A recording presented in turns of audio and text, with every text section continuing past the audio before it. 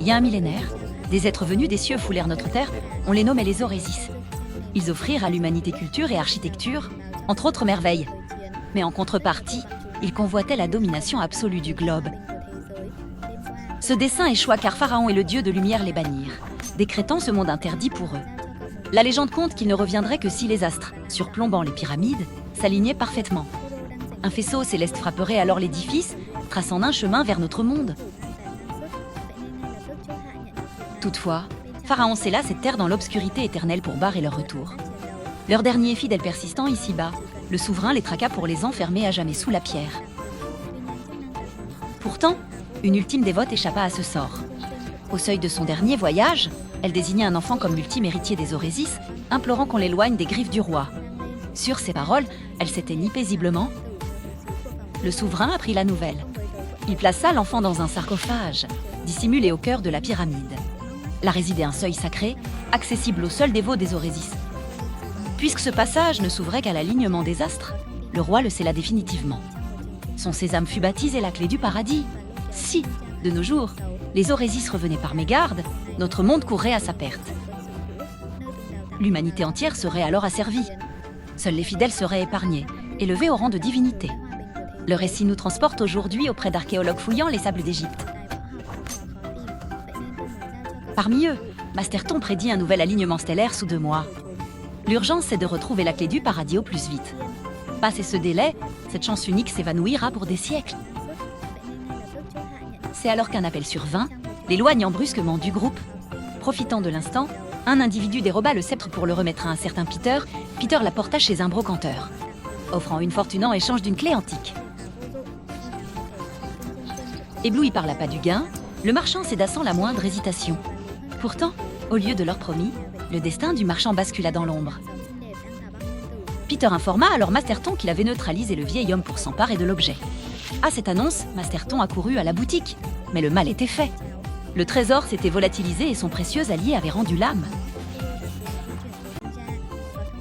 En réalité, Peter le faisait chanter s'il n'intégrait pas l'expédition, il dénoncerait Masterton aux autorités. Un tel scandale ruinerait sa carrière, le condamnant à finir ses jours derrière les barreaux. Aux abois, Masterton consulta une voyante pour savoir s'il toucherait enfin au but. Sa réponse affirmative le ravit, avant que l'oracle ne perçoive des pluies de feu et un monde en cendres. Car l'heure de leur retour avait sonné. Elle vit aussi Masterton grièvement atteint, mais préféra garder le silence. Une nuit, une tempête dantesque ravagea le désert, ne laissant que ruines derrière elle. Le lendemain, Masterton retrouva un vieux professeur, son complice de toujours. Le professeur révéla que la tempête nocturne avait exhumé une pyramide d'une antiquité prodigieuse. Cette nouvelle ravit Masterton, persuadé d'avoir enfin déniché le monument tant convoité. Il pressa le savant d'en trouver l'accès, car le sablier coulait inexorablement. Puis, Masterton chargea son assistant de ramener Sarah de Londres. Tard ce soir-là, alors que le professeur s'obstinait, ADLR lui conseilla de se ménager vu son état préoccupant. ADLR suggéra de suspendre l'expédition, mais le savant refusa, l'alignement astral restait une chance unique. À l'aube, l'état du vieil homme s'était encore aggravé lors du retour d'Adley, incapable de se rendre sur place.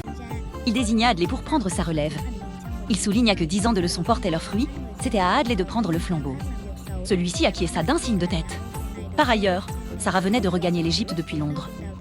L'annonce de la perte de sa mère la plongea dans une stupeur totale. Incompréhensible, car lors de leur dernier échange, elle débordait de vitalité. Comment cette fin peut-elle être si foudroyante? Une seule pensée obsédait désormais l'esprit de Sarah. Comment ce drame avait-il pu se produire? Quoi qu'il en coûte, elle s'était jurée de faire toute la lumière sur cette affaire. Un jour, Sarah croisa Adley et prit des nouvelles du vieux professeur. Adley expliqua qu'il était hospitalisé, l'obligeant à prendre sa relève pour cette mission. Sarah le piqua au vif en lançant qu'ils auraient préféré un expert plutôt qu'un débutant. Blessé par ce mépris, ADLR se mura dans le silence et s'éclipsa. Informé, Masterton réprimanda sévèrement sa fille, exigeant qu'elle s'excuse sur le champ pour le faire revenir. Contrainte et forcée, Sarah n'eut d'autre choix que d'obtempérer. Elle l'appela pour admettre ses torts et solliciter son retour rapide. D'abord rétisse, Adley finit par accepter par loyauté envers son mentor. L'équipe fut alors réunie au grand complet pour le départ. C'est à ce moment qu'un nouvel individu rejoignit les rangs. Arrivant tout droit d'Inde, on le présentait sous le nom de Roy, Masterton l'introduisit auprès de l'assemblée. Roy s'étonna de l'absence du professeur, doutant du succès de l'opération sans lui. Masterton le rassura. Adleray, son disciple dévoué, était prêt à relever le défi. Le groupe gagna la pyramide, escorté par des guides et des gardes locaux. Chacun s'apprêtait à pénétrer dans l'édifice, le grand jour étant enfin arrivé. Avant d'entrer, Adley inspecta minutieusement la zone des dernières trouvailles du professeur. C'est ici que se trouve l'accès vers les profondeurs. Après l'étude des glyphes, Adley partagea ses intuitions avec Masterton. Il affirma que seuls les héritiers ou les dévots d'Orésis pouvaient franchir ce seuil. Toute autre âme risquerait de connaître un sort funeste, sans aucun espoir de retour. Pourtant, Masterton balaya ses avertissements d'un revers de main, n'y voyant que fable. Écartant Adley, il ordonna la progression immédiate. Un garde brisa la paroi à coups de masse et la troupe s'engouffra dans la brèche. À l'intérieur, ils se heurtèrent à un second saut. Verrouillé de l'autre côté, Masterton supposa que les bâtisseurs s'étaient emmurés pour l'éternité, condamnant l'issue. Peter suggéra de force et ce verrou devenu inutile.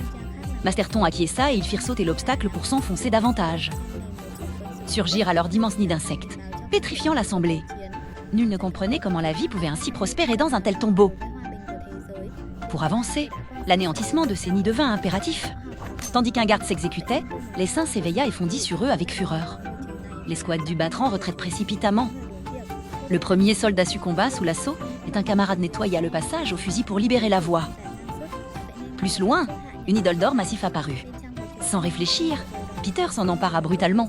Soudain, le lourd portail s'abattit violemment, emportant un malheureux gardant sa chute. Dès que Peter reposa l'idole, le portail se rouvrit.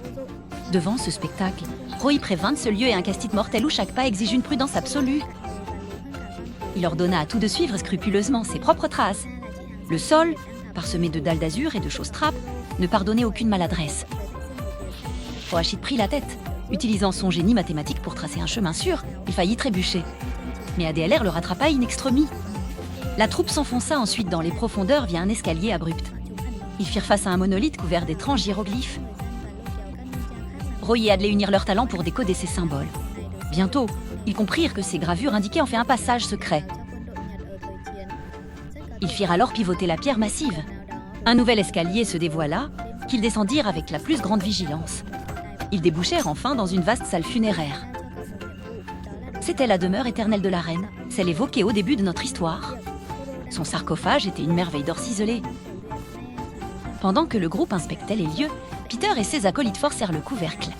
La dépouille royale apparut alors aux yeux de tous.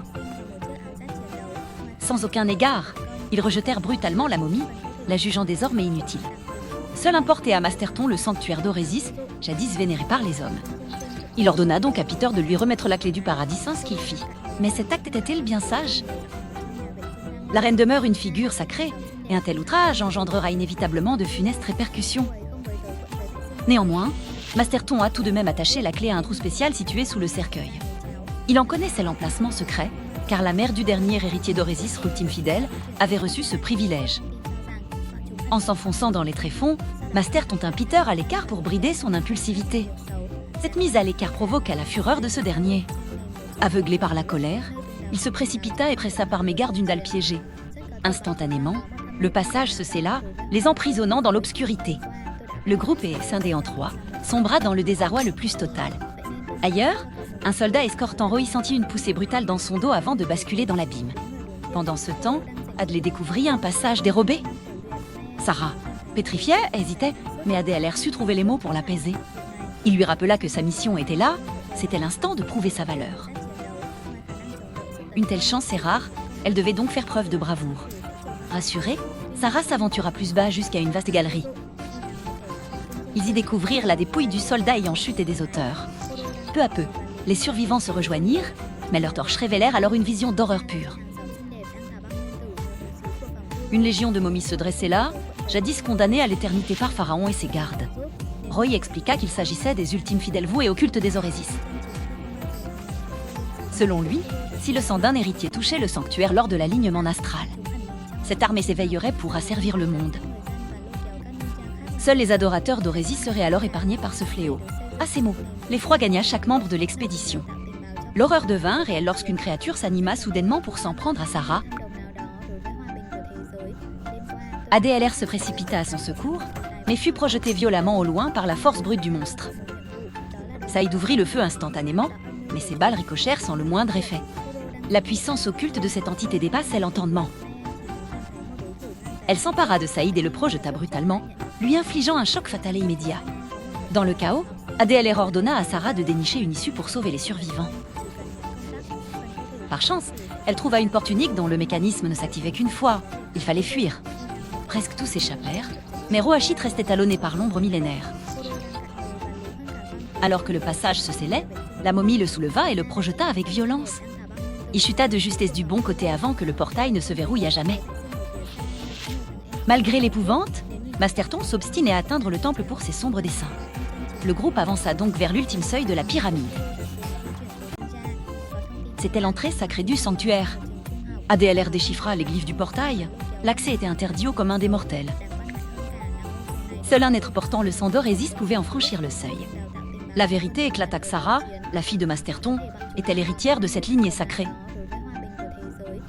Sa mère appartenait en effet à ce clan dévoué aux Orésis depuis l'aube des temps. Face à cette révélation, Sarah s'approcha et la porte s'ouvrit dans un éclat aveuglant. Au cœur du temple trônait une machine colossale, tel un immense générateur d'énergie. Roy comprit alors que cet artefact pouvait bouleverser l'ordre du monde. Soudain, Adam s'empara de Sarah et la contraignit à s'installer sur un trône de pierre. Près d'elle, Masterton avoua son dessein d'utiliser l'énergie vitale de sa fille pour sceller l'alliance avec son dieu. Il se révélait être l'un des derniers fidèles d'Orésis ayant survécu à travers les âges. Telle était la raison de son obsession pour leur retour. Terrifiée, Sarah l'implora de justifier une telle cruauté envers sa propre enfant.